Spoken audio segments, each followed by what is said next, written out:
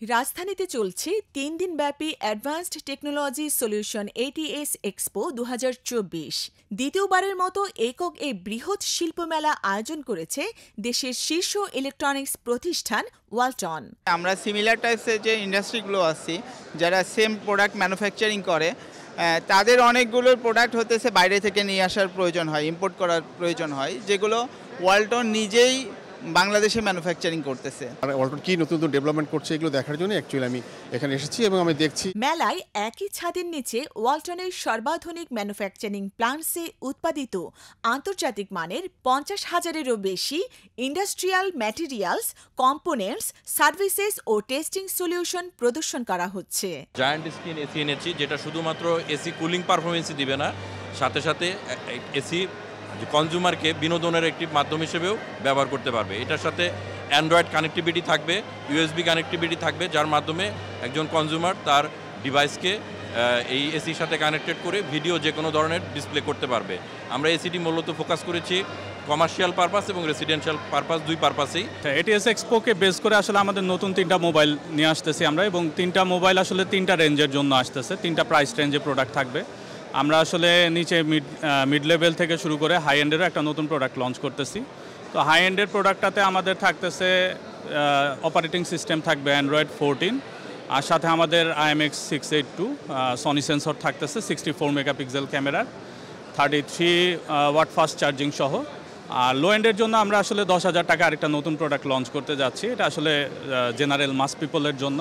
তো সেটার ক্ষেত্রে 90 হার্জ ডিসপ্লে থাকবে, 5000 মিলিঅ্যাম্পিয়ারের ব্যাটারি থাকবে, আর সাথে 6.56 ইঞ্চি ডিসপ্লে থাকবে। যতগুলো রেফ্রিজারেটর আছে তার টেকনোলজি কিছু নিয়ে এসেছে নতুন করে, এবং আমাদের যতগুলো কম্পোনেন্ট আমরা তৈরি করি সেগুলো কাস্টমারের জন্য তুলে ধরেছি। এখানে আমরা এবার নতুন টেকনোলজি হিসেবে নিয়ে এসেছি 32 ইঞ্চি display refrigerator, 21.5 inch big display refrigerator, যেটা হচ্ছে ওয়াইফাইয়ের মাধ্যমে কানেক্ট করে ইউটিউব চালানো যাবে, এবং হচ্ছে ফ্রিজের যত ফাংশনালিটি আছে সেগুলো এখানে ইউজ করা যাবে। এছাড়া হচ্ছে আমাদের MSO প্লাস টেকনোলজি এখানে ইমপ্লিমেন্ট করা হয়েছে। আর এর বাইরে আমাদের metal cooling, Traya cooling plus এই টেকনোলজিগুলো আমরা ইমপ্লিমেন্ট করেছি।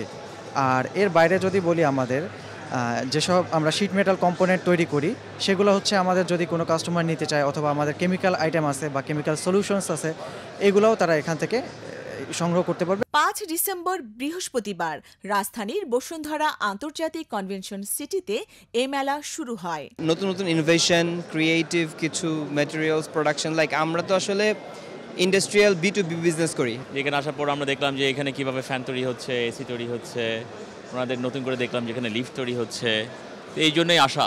প্রধান অতিথি হিসেবে উপস্থিত ছিলেন জাতীয় রাজস্ব বোর্ডের চেয়ারম্যান মোহাম্মদ আব্দুর রহমান খান।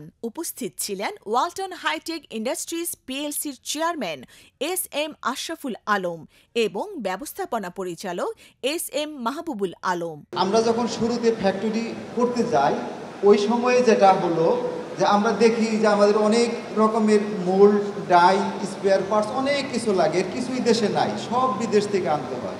তখন দেখলাম এই ইন্ডাস্ট্রি করা কিন্তু বৃথা, খালি আমরা অ্যাসেম্বলার হব। প্রথমেই আমরা শুরু করলাম আমাদের ডাই মোল্ড ফ্যাক্টরি, এর কোটি কোটি টাকার লাগে, এক একটা করতে মাসের পর মাস সময় লাগে, 6 মাস 9 মাসও সময় লাগে।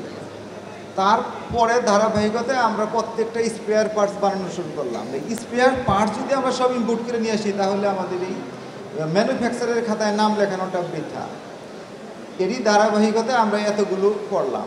তারপরে আমরা যেটা ভাবলাম, এই পার্টসগুলো তো আমরা ব্যবহার করছি, এই জাতীয় ফিল্ডে তো অনেক ইন্ডাস্ট্রি দেশে আছে, বিদেশে আছে, আমরা তাদের যদি এই পার্টসগুলো সরবরাহ করতে পারি তাহলে কিন্তু তারা এর থেকে উপকৃত হবে, এবং তারা এই জিনিসগুলো ব্যবহার করলে তাদেরও একটা বৈদেশিক মুদ্রা সাশ্রয় হলো, কষ্ট লাঘব হলো।